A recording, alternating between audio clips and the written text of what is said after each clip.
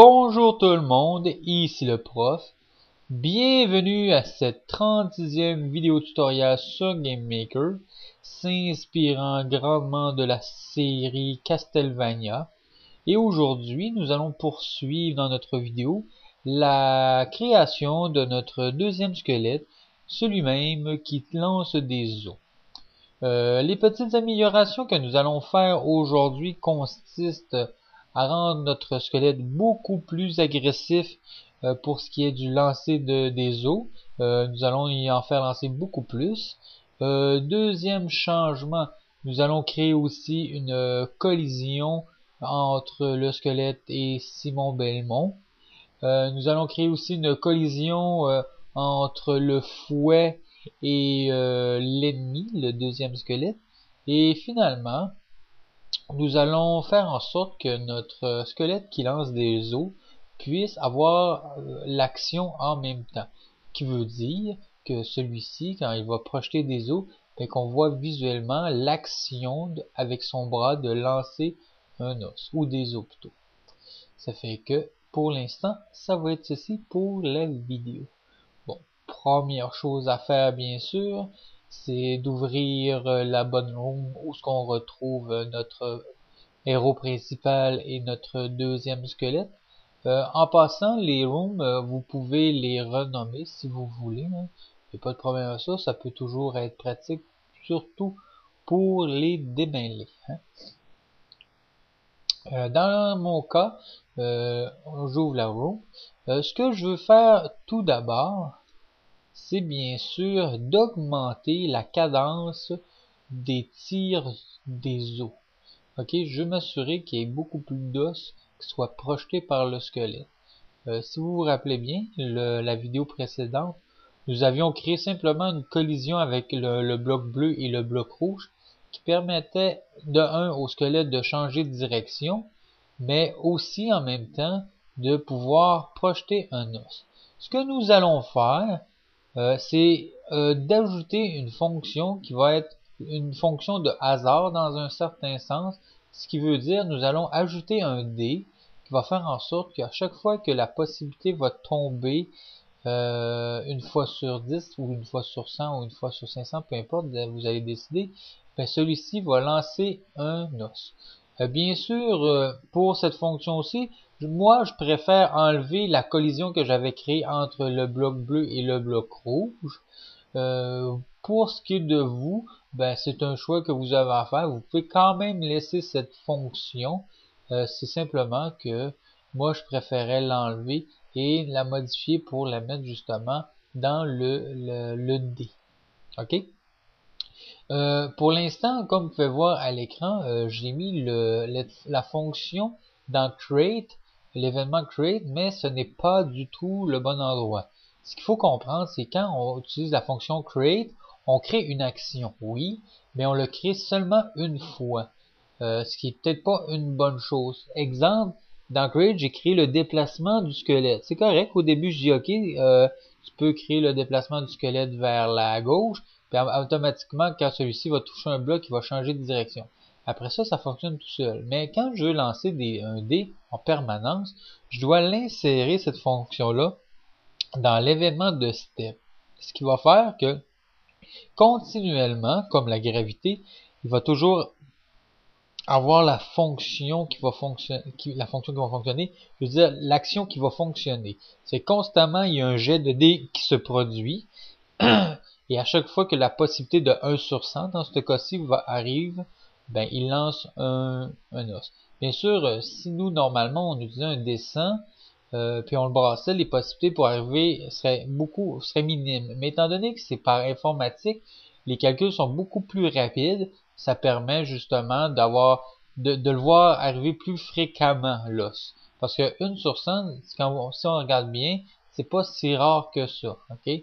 Mais vous pouvez le diminuer. Si vous voulez avoir plus de chances de lancer des os, vous pouvez le baisser de 1 à 10 comme j'ai fait à l'instant. Il n'y a pas de problème pour ça. Ça va être à vous de tester. Mais ça reste quand même toujours du hasard dans un certain sens. Parce que ça ne sera pas un lancer constant. Mais ça fait quand même son effet, je trouve. En tout cas, selon moi, c'est ce que j'aime bien. Autre chose qu'on va continuer à faire, d'améliorer plutôt, c'est étant donné on a créé notre personnage qui se déplace et il lance des os, mais on n'a pas visuellement l'aspect que le squelette lance l'os. C'est ça qu'on va créer maintenant. Il faut bien sûr retourner sur la feuille de l'ennemi que je vous avais bien installé, mis en hyperlien sur mon site internet avec la 35e vidéo. Si vous ne l'avez pas encore, ben c'est à vous d'aller la chercher. En tout cas, normalement, vous devriez l'avoir si vous êtes en train de regarder la 36e vidéo parce que normalement, la 35e et la 36e vont ensemble. Et habituellement, on fait la 35e avant.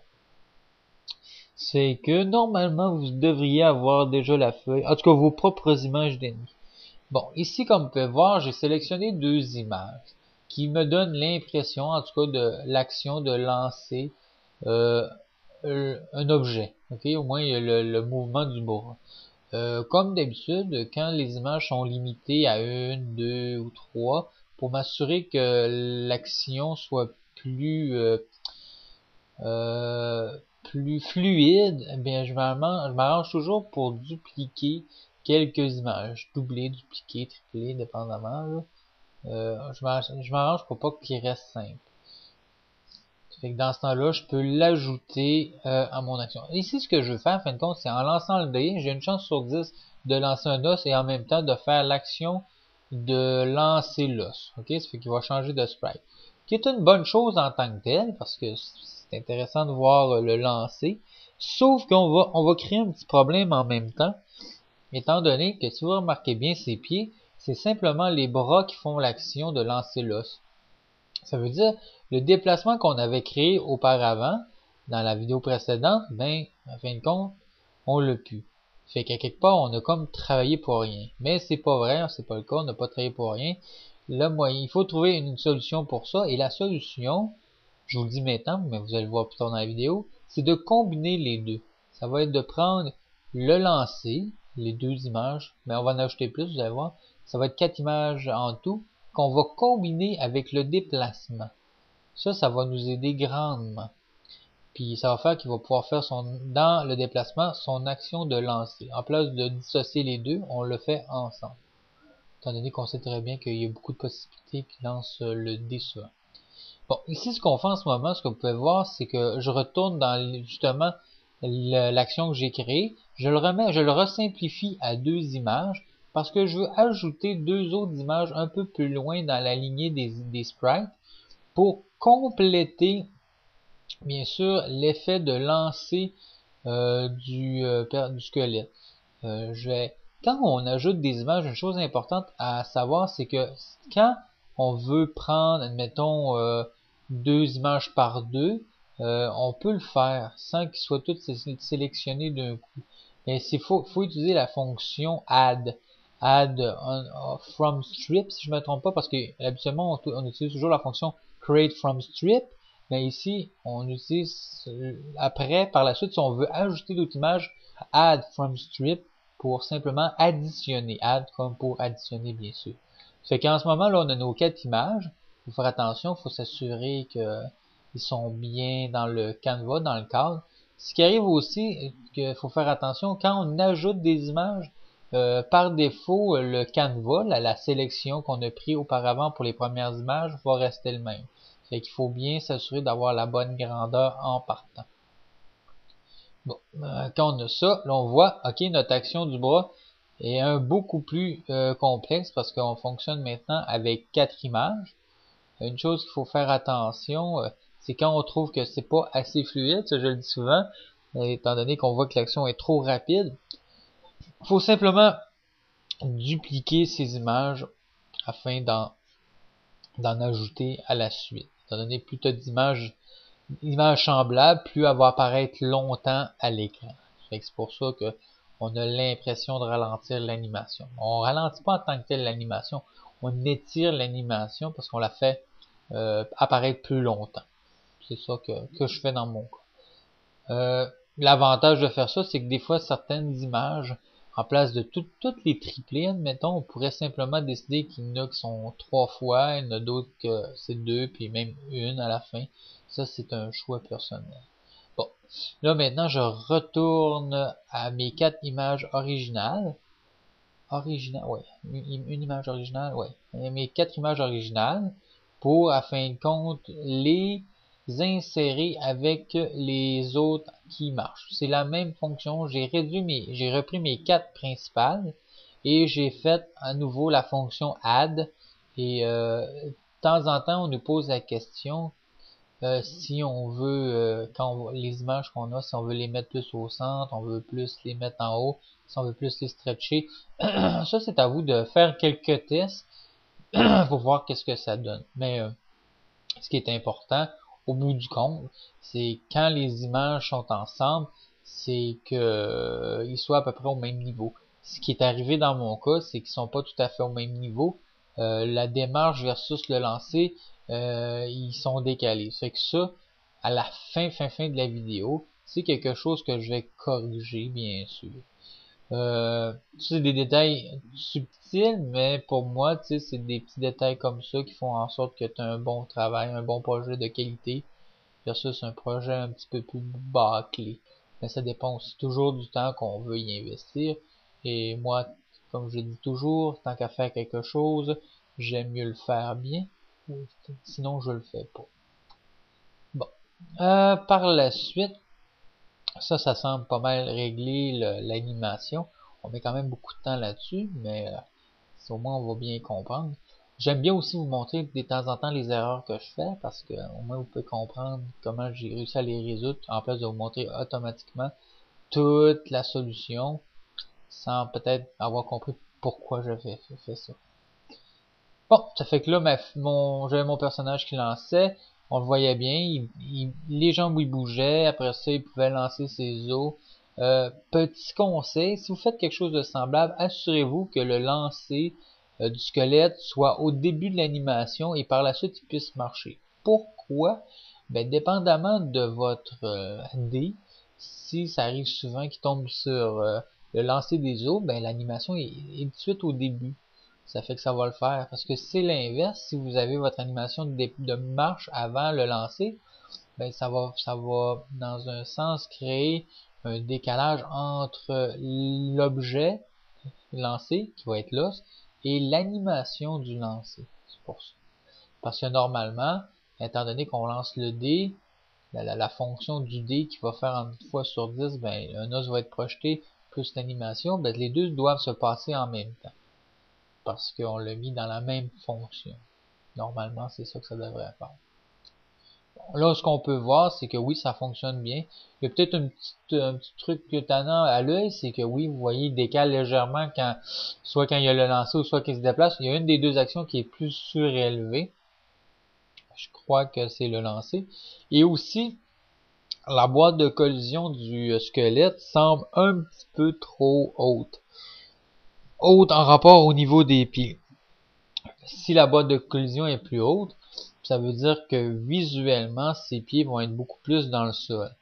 Fait que si je compare avec mon Simon Belmont, le niveau où ce qui devrait toucher le sol n'est pas tout à fait semblable. Fait que ça, c'est des choses qu'il faut faire attention, qu'il faut corriger. Pour pas avoir l'impression qu'un ennemi est beaucoup plus enfoncé dans le sol, puis que l'autre, le personnage principal, dans ce cas-ci Simon Belmont, semble un peu plus au-dessus du niveau du sol. Visuellement, il faut faire attention à ça. En tout cas, moi, c'est des choses que je remarque. Bon. Par la suite, on peut insérer, pas pour s'amuser, mais pour tester, mettre quelques autres squelettes numéro 2 qui lancent des os. Bien sûr, on en a créé un. Il faut tester la marchandise, fait qu'on peut en mettre plusieurs. En même temps, on peut tester à quel endroit que ça fonctionne bien, que ça fonctionne pas. Comme ici, en partant, je sais, là, je le vois, je sais que ça va arriver, mais où est-ce qu'il y a le petit escalier avant de monter la deuxième petite butte, là, ben, le squelette, il n'y a pas assez d'espace pour se déplacer, c'est pas une bonne chose, fait qu'il faut pas en mettre là, à fin de compte. Mais ça, c'est en le testant que vous allez voir si ça fonctionne ou pas. Fait que vous en mettez toujours quelques-uns.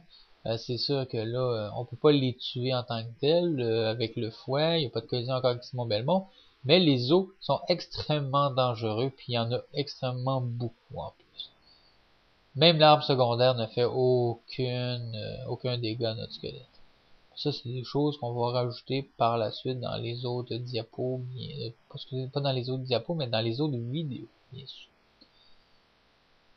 Je sais que j'en avais déjà parlé dans dans l'autre vidéo précédente, mais on va à la 40e vidéo, on va sûrement terminer le premier niveau avec le boss et tout. Ça fait que j'ai toujours l'intention de mettre mon jeu sur mon site pour qu'il soit disponible pour vous et en même temps ceux qui désirent m'envoyer leur jeu en point exécutable, hein, pour pas, j'ai pas l'intention de copier vos codes, rien de ça. Puis sinon, si vous me l'envoyez complet en GMK ou j'aime mieux GMK en passant parce que c'est avec la version Pro que j'utilise les GM8 ou G8, je sais plus trop quoi l'extension. C'est toujours plus compliqué quand vous m'envoyez ça parce que moi j'ai la version Pro 8, puis je suis pas capable d'installer la Lite gratuite là, étant donné que j'ai la Pro, c'est qu'il y a certains jeux que je suis pas capable d'ouvrir. Bon, ici je fais des petites modifications, on en revient à la vidéo, des petites modifications sur le lancer, rien de trop grave, là.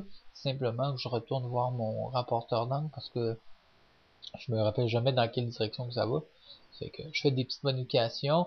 Ce que je fais à fin de compte, c'est les trois facteurs qu'on peut modifier pour l'os. C'est vraiment la direction du lancer, la force du lancer et aussi la gravité de l'objet qu'on peut modifier. Et en modifiant ces trois choses-là, ça donne des résultats vraiment différents à chaque fois. C'est que vous êtes mieux d'en modifier un à la fois, puis après ça, voir ce que vous préférez. Bon, comme ici, là, la gravité est très... On a descendu la gravité, on a passé de 2 à 1.5. Mais là, 1.5, c'est quand même beaucoup, ça fait que les os vont vraiment plus haut. En plus, on a changé l'inclinaison puis la force. Fait en plus de lancer plus haut, plus fort, ben là, c'est plus léger. Fait que l'effet obtenu est vraiment impressionnant. Fait que là, à fin de compte, j'ai simplement augmenté la gravité de l'os, il est rendu beaucoup plus lourd. Ça, c'est des choses que vous allez pouvoir tester au fur et à mesure, dépendamment de ce que vous allez lancer. Si vous lancez un ballon de plage, ben c'est différent qu'un, je sais pas moi, une roche, hein, on s'entend. Fait que ça, c'est vous qui allez décider de ça pour la gravité. Il faut que ça soit réaliste avec l'objet que vous lancez, bien sûr. Bon, ça fonctionne quand même assez bien. On voit, hein, lorsqu'il part, le bras qui fait son effet. C'est sûr que ça fait beaucoup d'eau qui sont projetés. Il faut pas oublier non plus que ceux que je reçois, c'est simplement à la base des pieds parce que ma boîte de collision est très très petite dans mon cas. C'est un choix en rapport au fait que je voulais pas avoir de difficulté à me déplacer avec mon personnage. Étant donné que je suis beaucoup plus petit physiquement, ben c'est beaucoup plus facile de déplacer. J'ai pas l'air d'une grosse roche qui se bloque dans tous les murs que je rencontre. Mais ça, peut-être un jour je vais devoir changer ça ou ajouter une nouvelle boîte de collision à mon personnage pour les attaques directes au corps. Bon, ben ça va bien. Hein? Comme on peut voir, le fouet fait aucun effet sur les squelettes.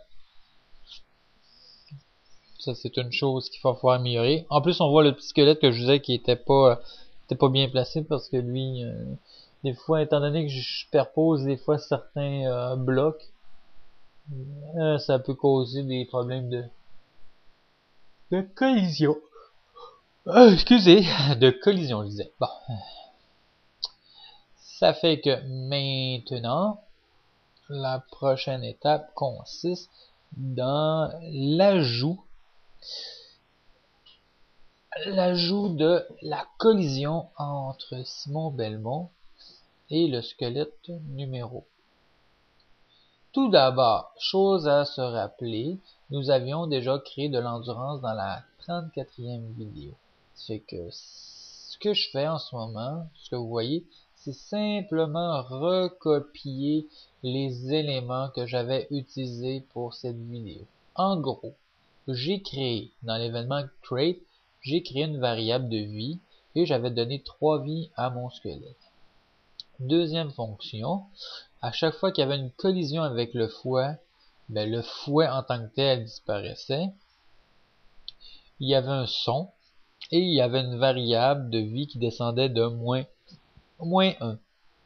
Et troisième élément, dans step, je posais la question sur la variable. Si elle devenait plus petite que 1, bien l'objet était détruit.